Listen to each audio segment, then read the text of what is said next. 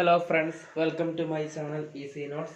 ഇനി നമ്മൾ നോക്കാൻ പോകുന്ന +1 ആംഗുലാർ മൊമെന്റം അല്ലെങ്കിൽ മൊമെന്റ് ഓഫ് ഇനേർഷ്യ എന്ന് പറയുന്ന ആ ഒരു ടോപ്പിക്കെ പറ്റിയാണ് നമ്മൾ ഡിസ്കസ് ചെയ്യാൻ പോകുന്നത്. അപ്പോൾ ആദ്യമായി നമ്മൾ നോക്കാൻ എന്താണ് law of conservation of angular momentum. അതാണ് നമ്മൾ നോക്കാൻ പോകുന്ന law of conservation of angular momentum.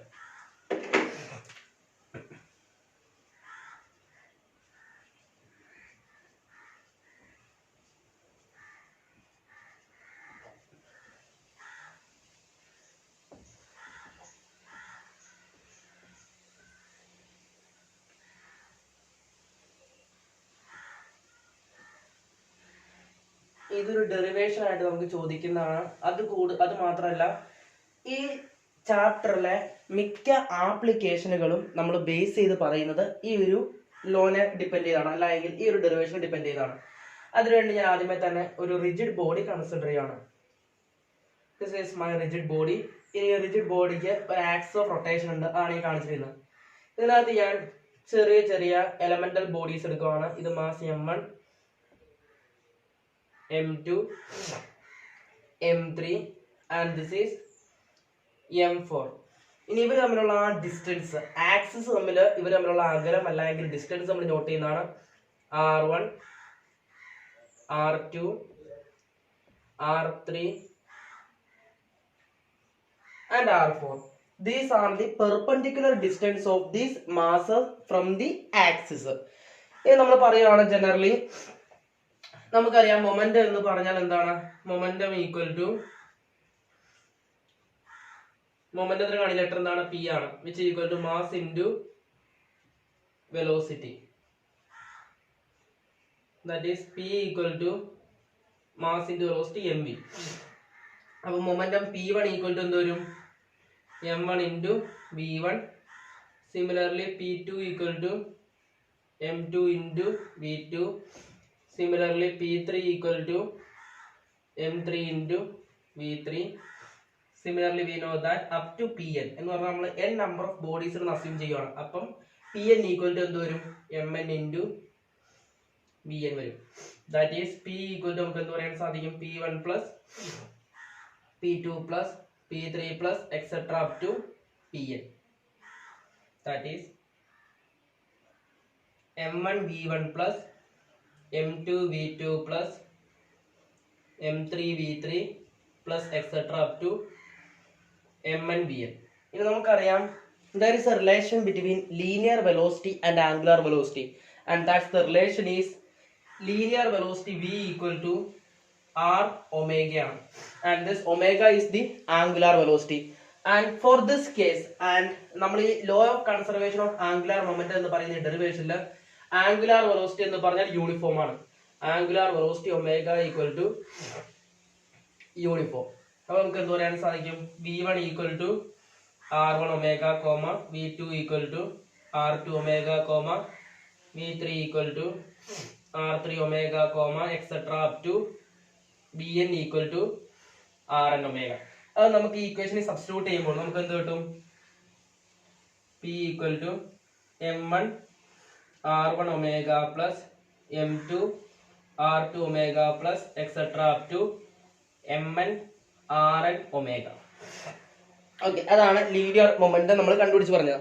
ഇനി നമുക്കറിയാം ലീനിയർ മൊമെന്റവും ആംഗുലാർ മൊമെന്റവും തമ്മിൽ ഒരു റിലേഷൻ ഉണ്ട് എന്ന് പറഞ്ഞാൽ ലീനിയർ മൊമെന്റത്തിനെ കാണിക്കുന്ന ലെറ്റർ P ആണ് എങ്കിൽ ആംഗുലാർ മൊമെന്റത്തിനെ നമ്മൾ കാണിക്കാൻ വേണ്ടി ഉപയോഗിക്കുന്ന ലെറ്റർ അല്ലെങ്കിൽ റെപ്രസെന്റ് ചെയ്യാൻ വേണ്ടി ഉപയോഗിക്കുന്ന ലെറ്റർ ആണ് ക്യാപിറ്റൽ ലെറ്റർ L.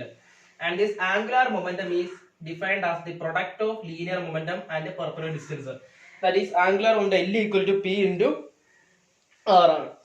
അപ്പോൾ അതിന് നമുക്ക് എന്ത് പറയാൻ സാധിക്കും? Angular momentum L equal to നമുക്ക് L1 എന്ന് പറഞ്ഞാൽ എന്ത് വരും? P1 into R1 plus L2 എന്ന് പറഞ്ഞാൽ എന്തായിരിക്കും? P2 into R2 plus etc. up to Ln എന്ന് പറഞ്ഞാൽ എന്തായിരിക്കും? Pn into Rn ആണ്. ആൻഡ് ഇത് നമുക്ക് സിമിലർ ആയിട്ട് എന്ത് പറയാൻ സാധിക്കും? Angular momentum L equal to P1 ന്റെ സ്ഥാനത്ത് നമുക്ക് കൊടുക്കാം M1 R1 omega into R1 plus M2 R2 omega into R2 plus etcetera up to Mn Rn omega into Rn. ഇനി ഇത് നമുക്ക് ജനറലി എങ്ങനെ പറയാൻ സാധിക്കും? സിഗ്മ ഐ ഈക്വൽ ടു എവിടെ നിന്നാണ് സ്റ്റാർട്ട് ചെയ്യുന്നത് 1 ഐ ഈക്വൽ ടു 1 എവിടെ വരെ പോകുന്നുണ്ട് n വരെ പോകുന്നുണ്ട്. അപ്പൊ sigma I equal to 1 to n എന്ത് വരും മാസ് ഉണ്ട്. അപ്പൊ m എന്തായിരുന്നു 1 2 3 അല്ലേ മാസിന് താഴെ പോകുന്ന സഫിക്സ് പോകുന്നത്. അപ്പൊ എന്താണ് m i. അടുത്ത് ഇവിടെ ഒരു r1 ഉണ്ട് വേറൊരു r1 ഉണ്ട്. That means r1 into r1 that is r1 square. നമുക്ക് സിമിലർലി എന്ത് പറയാൻ സാധിക്കും mi ri square into omega. അല്ലെങ്കിൽ നമുക്ക് എന്ത് പറയാൻ സാധിക്കും angular moment L equal to mr square omega എന്ന് പറയാൻ സാധിക്കും.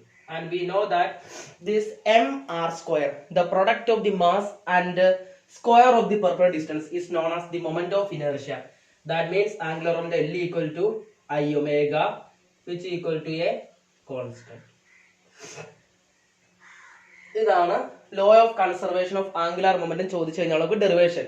ഇതിന്റെ ഒരുപാട് ആപ്ലിക്കേഷൻസ് നമുക്ക് വരുന്നുണ്ട്. Law of conservation of angular മൊമെന്റത്തിന്റെ കേസിൽ ഒരു ആപ്ലിക്കേഷൻ എന്ന് പറഞ്ഞാൽ സിമ്പിൾ ആയിട്ട് പറയുവാണെങ്കിൽ റോ എഗ്ഗും ബോയിൽഡ് എഗ്ഗും എന്ന് പറഞ്ഞാൽ നമുക്ക് എന്താണ് പുഴുങ്ങിയ മുട്ടയുണ്ട് പുഴുങ്ങാത്ത മുട്ടയുണ്ട്. ഇവർ തമ്മിലുള്ള ഡിഫറൻസ് ചോദിച്ചു കഴിഞ്ഞാൽ എന്ന് പറഞ്ഞാൽ രണ്ടിനെ നമ്മൾ ഒരേ ടോർക്ക് കൊടുത്ത് റൊട്ടേറ്റ് ചെയ്തു. അങ്ങനെ ഒരേ ടോർക്ക് കൊടുത്ത് റൊട്ടേറ്റ് ചെയ്യുമ്പോൾ ഏറ്റവും ആദ്യം നിൽക്കുന്നത് ഏതാണെന്നുള്ളത് നമ്മൾ ഓൾറെഡി എന്ന് പറഞ്ഞാൽ മിക്കവരും എല്ലാവരും ആദ്യം കയറി പറയുന്നത് എന്താണ് പുഴുങ്ങിയ മുട്ടയായിരിക്കും എന്നാണ്, എന്ന് പറഞ്ഞാൽ ഹാർഡ് ബോയിൽഡ് എഗ് ആയിരിക്കും എന്നാണ്. പക്ഷേ റോ എഗ് ആയിരിക്കും ഏറ്റവും ആദ്യം നിൽക്കുന്നത്. കാരണം റോ എഗ്ഗിന് റൊട്ടേറ്റ് ചെയ്യുന്ന സമയത്ത് അവിടെ പാർട്ടിക്കിൾസ് ഉണ്ട്. ആ ഉള്ളിലുള്ള പാർട്ടിക്കിൾസ് ലിക്വിഡ് പാർട്ടിക്കിൾസ് അതിന്റെ അതിലൊന്നാണ് സ്ട്രൈക്ക് ചെയ്യുന്നതിന് പറയുന്നത് അതിന്റെ മാസ് കൂടുതലായിരിക്കും. നമുക്ക് മാസ് കൂടുതലാകുമ്പോൾ ഓക്കെ ഡെറിവേഷൻ നമുക്കൊന്ന് മാറ്റാം. അപ്പൊ ഇവിടെ നമ്മൾ അറിഞ്ഞിരിക്കേണ്ട ഒരേ ഒരു കാര്യം എന്ന് പറഞ്ഞാൽ angular moment L equal to I omega which equal to a constant. അപ്പൊ ഒന്നാമത്തെ ആപ്ലിക്കേഷൻ വരുന്നതാണ് റോ എഗ്ഗും ബോയിൽഡ് എഗ്ഗും തമ്മിലുള്ളത്.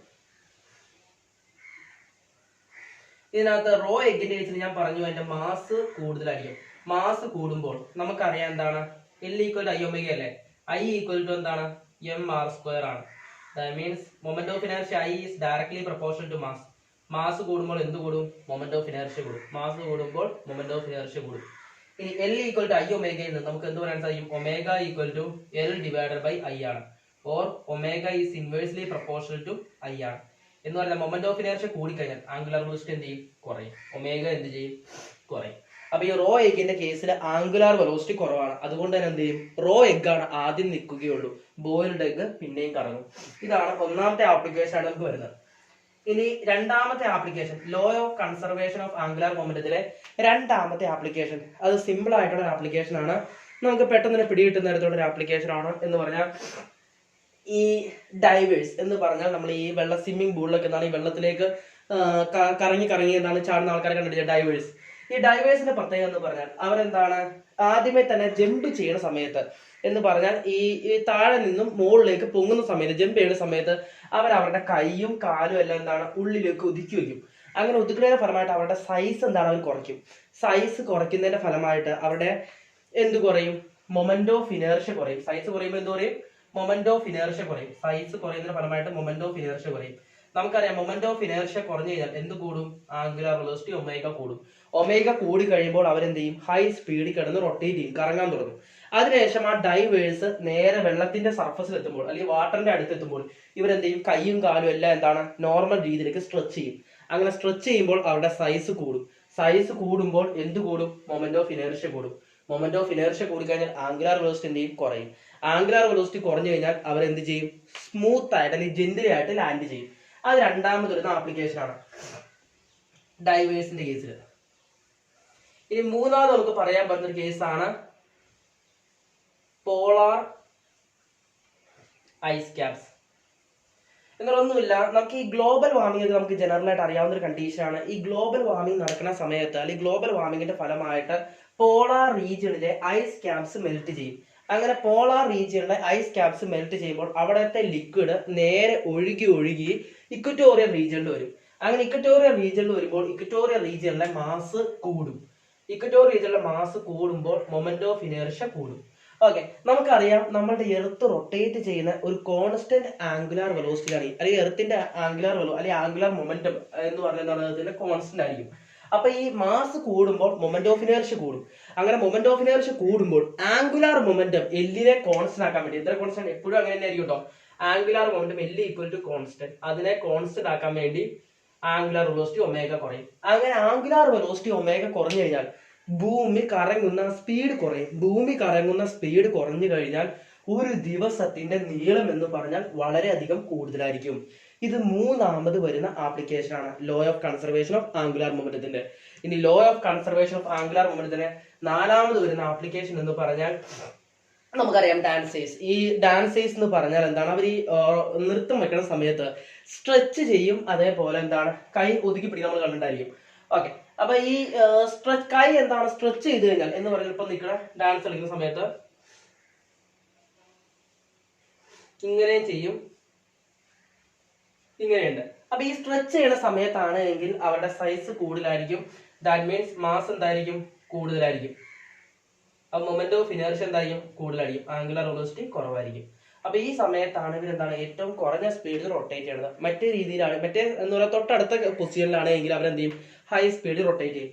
പിന്നെ വേറെ ആപ്ലിക്കേഷൻ എന്ന് പറയുന്നത്, വേറെ ആപ്ലിക്കേഷൻ വരുന്നതാണ് നമ്മുടെ ക്യാറ്റിന്റെ കേസിൽ, പൂച്ചയുടെ കേസിൽ എന്ന് പറഞ്ഞാൽ ഏറ്റവും ഒരു പൂച്ച ഒരു ഹൈറ്റിൽ നിന്ന് താഴേക്ക് ചാടിക്കഴിഞ്ഞാലും, വലിയൊരു ഉയർത്തിയിൽ പൂച്ച താഴേക്ക് ചാടിക്കഴിഞ്ഞാലും അവർക്ക് എന്ത് ചെയ്യാൻ പറ്റും, നല്ല രീതിയിൽ പൂച്ചയ്ക്ക് എന്താണ് ലാൻഡ് ചെയ്യാൻ സാധിക്കാറുണ്ട്.